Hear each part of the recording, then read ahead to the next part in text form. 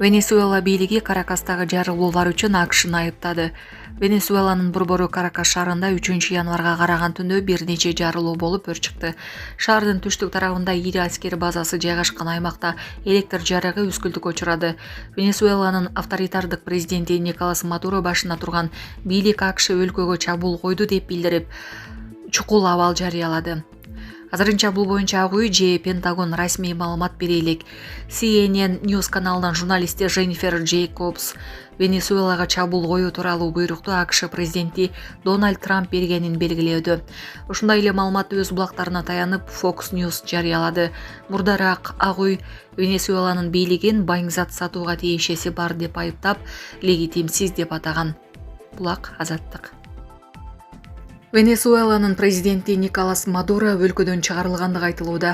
АКШнын президенти Дональд Трамп Венесуэланын президенти Николас Мадуро жана анын жубайы кармалып, өлкөдөн чыгарылганын билдирди.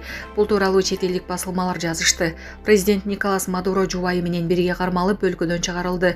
Бул операция АКШнын укук коргоо органдарынын катышуусунда ишке ашырылды.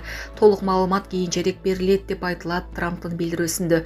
Учурда бул маалыматка караганда Венесуэланын расмий бийлиги тарабынан комментарий бериле элек, жагдайдын чоо жайы такталып жатат.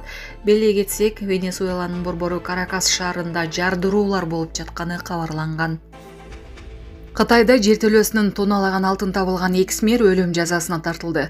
Кытайда коррупция, мамлекеттик каражаттарды ысырап кылуу жана кызмат абалынан кыянаттык менен пайдалануу беренелер боюнча Гуанчжоу шаарынын мурдагы бери Шан Ци өлүм жазасына. Сонун жаңылык. Сиз билген жана иченген Умбем клиникасы эми сизге дагы да болсо жакыныраак болду. Анткени бизде жаңы филиал ачылды. Андыктан келип, өзүңүздүн жана жакындарыңыздын ден соолугуна кам көрүшүңүздү сунуштайбыз. Биздин жогорку даражадагы дарыгерлер төмөндөгү адистиктер боюнча кабыл алат: стоматология, гинекология, терапия, лор, хирургия, педиатрия, урология, УЗИ жана башка адистиктер. Лабораториялык анализдин 5000ден ашуун түрү алынат.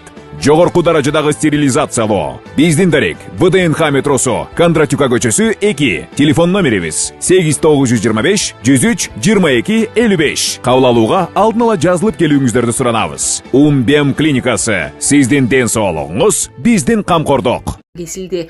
Бул тууралуу Кытай басылмалар жазышууда. Маалымат кылайык, тергөөнүн жүрүшүндө 2019-жылдын күз айларында Жан Цинин үйүнүн жер төлөөсүнөн 13,5 тонна алтын куймасы, ошондой эле 286 миллиард юанга бааланган 23 тонна накталай акча табылганы аныкталган. Мындан тышкары анын Кытай ичинде жана чет өлкөлөрдө жайгашкан кымбат баалуу кыймылсыз мүлкү, ошондой эле люкс унааларга толгон гаражы болгон.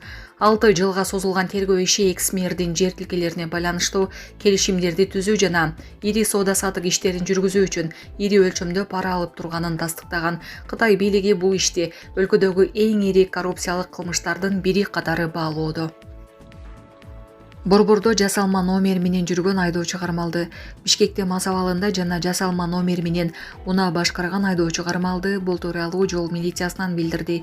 Ага ылайык текшерүү учурунда айдоочу Орусия номерлерин 10-аймакка өз убагында кайра каттоодон өткөрбөгөндүктөн жасалма номерлерди колдонгону аныкталды.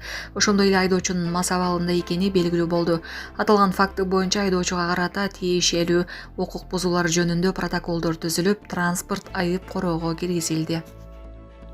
Бишкекте коомдук тартипти бузган кыздар кармалышты. Бүгүн 3-январда Бишкек милициясы каладагы көңүл ачуучу жайлардын биринде мушташка шектүү кыздар кармалганын билдирди. Ага ылайык милицияга 2-январда саат 3:00 Жумабек көчөсүндө жайгашкан көңүл ачуучу жайлардын биринде бир нече кыздын ортосунда мушташ чыккандыгы тууралуу билдирүү түшкөн. Бул факт Свердлов Рейптин маалыматтарды каттоо журналына катталган.